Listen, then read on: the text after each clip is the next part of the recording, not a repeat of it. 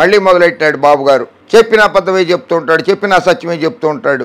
Mega డిఎస్సిపై తొలి సంతకం పెడతారట. 5 ఏళ్లలో 20 లక్షల ఉద్యోగాలు ఇస్తారట. ఓహో, ఈయనకు తోడు ఆయనకు తోడు ఈయన.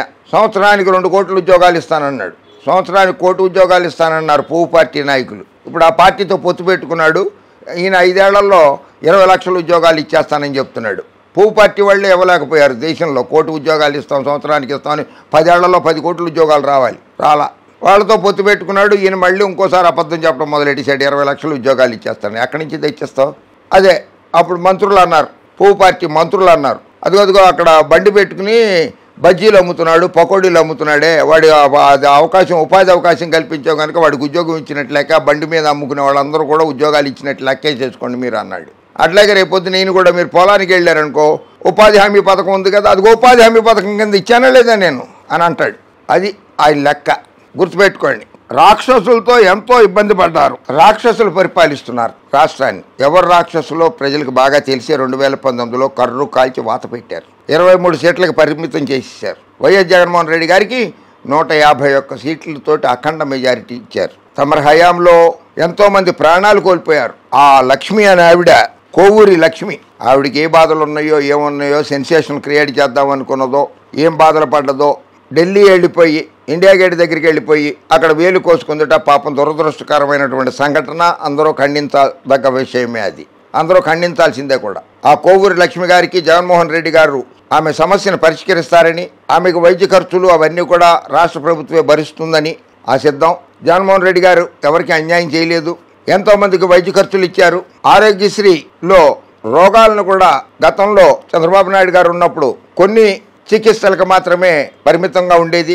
అటువంటిది జగన్మోహన్ రెడ్డి గారు వచ్చిన తర్వాత దాదాపు 700 రకాల చికిత్సలకి ఆరోగ్యశ్రీ కింద చేర్చారు. కోవూరు లక్ష్మి గారికి కూడా వైద్య చికిత్స చేయిస్తారని ఆశిద్దాం.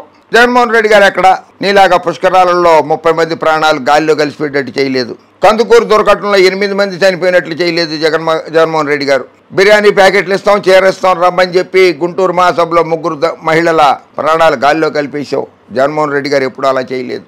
దాన్ని రాక్షస పాలన అంటారు, దాన్ని విధ్వంసక పాలన అంటారు, దాన్ని అరాచక పాలన అంటారు. దాన్ని 151 మంది ఎమ్మెల్యేలు గెలిస్తే 151 కంటే ఎక్కువ దాదాపు 200 పథకాలు, సంక్షేమ పథకాలు ప్రవేశపెట్టి పేద, బడుగు, దళిత, బలహీన మైనారిటీ వర్గాలే కాకుండా కాపు, కమ్మ, రెడ్డి, బ్రాహ్మణ, వైశ్య, వెలమ, క్షత్రియ అన్ని కులాల వారికి కూడా సమానమైనటువంటి అవకాశాలు కల్పిస్తూ సంక్షేమ పథకాలు అందించింది రాష్ట్ర ప్రభుత్వం, జగన్మోహన్ రెడ్డి గారి ప్రభుత్వమే.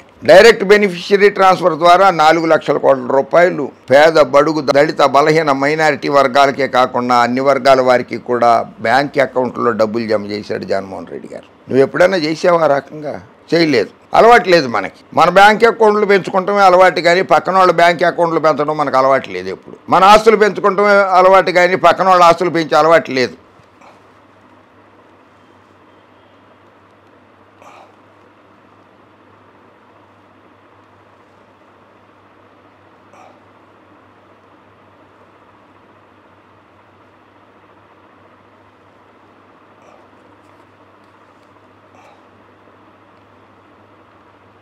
జాబు రావాలంటే బాబు రావాలి, ఇది గతంలో ఇచ్చిన స్లోగనే.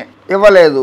గంజాయి కావాలంటే జగన్ రావాలి. గంజాయి కేసుల్లో పట్టుబడిందే తెలుగుదేశం నాయకురాళ్ళు కూడా, మహిళలు కూడా, తెలుగుదేశం మహిళలు కూడా గంజాయి కేసుల్లో ఇరుక్కున్నారు. తెలంగాణ పోలీసులు అరెస్ట్ చేశారు. అది గుర్తుకు తెచ్చుకో ఒకసారి. పవన్ కాలి గోటికి కూడా సరిపోడు. జగంపేటలో టీడీపీ అధినేత చంద్రబాబు నాయుడు నిప్పులు. పవన్ కాలి గోటికి అని కాలికి గోల్డ్ ఉన్నాయా పవన్ కళ్యాణ్కి? ముగ్గురులో ఎవరు పీకారో తెలియదు కదా. ముగ్గురు కదా, ముగ్గురులో ఎవరో ఒకళ్ళు పీకేశారు. ఆయన కాలు గోల్డే లేవు అసలు ఆయనకి. కొన్ని పీకేశారు. ఒక ఆవిడ కొన్ని పీకింది, ఇంకో ఆవిడ కొన్ని పీకింది, ఇంకో ఆవిడ కొన్ని పీకింది. గోల్డ్ ఎక్కడ ఉన్నాయి ఆయనకి? కాలు గోల్డ్ లేవే. టీడీపీ కూటమి ఏపీలో అధికారంలోకి రాగానే తొలి సంతకం డిఎస్సీ పైనే చేస్తానని టీడీపీ అధినేత చంద్రబాబు పునరుద్ఘాటించారు. ఓ ఆడబిడ్డ జగ్గంపేటలో నన్ను కలిసినప్పుడు నాకు పెన్ను ఇచ్చింది. ఆ పెన్నుతోనే నేను సీఎం అయ్యాక డిఎస్సీపై తొలి సంతకం చేయాలని కోరింది. ఖచ్చితంగా అలాగే చేస్తానని ప్రకటించారు. ఆ పెన్ను అన్న బాబు జేబులో ఉంది, వేరే పెన్నా?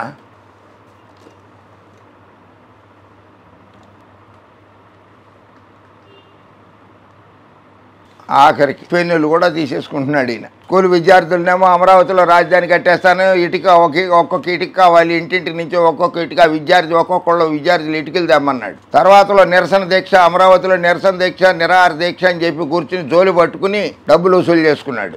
టీడీపీ వచ్చాక 5 ఏళ్లలో 20 లక్షల ఉద్యోగాలు ఇస్తామన్నారు. ప్రజాగళంలో భాగంగా కాకినాడ జిల్లా జగ్గంపేటలో జరిగిన భారీ బహిరంగ సభలో ప్రసంగించారు. సేవ చేయాలని జగన్కి ప్రజలు అధికారం కట్టబడితే అహంకారం, దోపిడీ, విధ్వంసమే జీవితాశయంగా ఆయన విధానాలు కొనసాగుతున్నాయి. రాష్ట్రం భయంకర నేరస్తుల చేతుల్లోకి వెళ్లిపోయి నష్టపోతోందన్నారు. నేరస్తులు అది ఏ పార్టీలో ఉన్నారో మీకు బాగా తెలుసు. ఆర్థిక నేరగాళ్లు మీ పార్టీలోనే, తెలుగుదేశం పార్టీలోనే ఉన్నారు, పచ్చ పార్టీలోనే ఉన్నారు. ఆర్థిక నేరస్తులు పువ్వు పార్టీలో ఉన్నారు. చెప్పండి, ఆర్థిక నేరస్తులు ఉన్నారా లేరా మీ పార్టీలో? జగన్ లాంటి దుర్మార్గుడు మళ్ళీ అధికారంలోకి వస్తే ప్రజల గతి ఏంటో ఒకసారి అందరూ ఆలోచించుకోవాలని కోరారు. ఆయన ప్రవర్తన ఎలాంటిదో ప్రతి ఒక్కరూ తెలుసుకోవాలన్నారు. అసలే కోతి, ఆపై కళ్ళు తాగినా చందాన ప్రవర్తిస్తున్నాడని మండిపడ్డారు. ఇక్కడ ఏం రాసింది? కళ్ళు తాగినానా బాబు ఏమన్నారు? తవరు కళ్ళు తాగినా అని ఉన్నది, ఇక్కడ ప్రింట్ అయింది. మీరు కళ్ళు తాగారన్నారా కళ్ళు తాగారన్నారా ఒకసారి చెప్తారా రాష్ట్ర ప్రజలకి? కళ్ళు తాగిన కోతి అంటారు కానీ కళ్ళు తాగిన కోతి అని ఎవరు అనరు. కళ్ళు తాగిన కోతి అనరు, సామెత కళ్ళు తాగిన కోతి.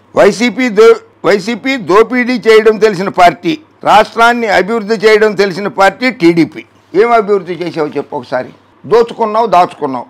నీకు నువ్వు అభివృద్ధి చెందావు. లోకేష్ బాబుని అభివృద్ధి చేసావు, భువనేశ్వరమ్మని అభివృద్ధి చేసావు, బ్రహ్మణిని అభివృద్ధి చేసావు, సీఎం రమేష్ని అభివృద్ధి చేసావు, సుజనా చౌదరిని అభివృద్ధి చేసావు, రాయపాటి సాంబశివరావుని అభివృద్ధి చేసావు, డ్రామాజీరావుని అభివృద్ధి చేసావు, రంకు రాధాకృష్ణని అభివృద్ధి చేసావు, నాయుడుని అభివృద్ధి చేసావు, వంశీ మహావృక్షాన్ని పెంచి పోషించావు. రాష్ట్ర ప్రజల్ని ఎక్కడ అభివృద్ధి చేసావు నువ్వు?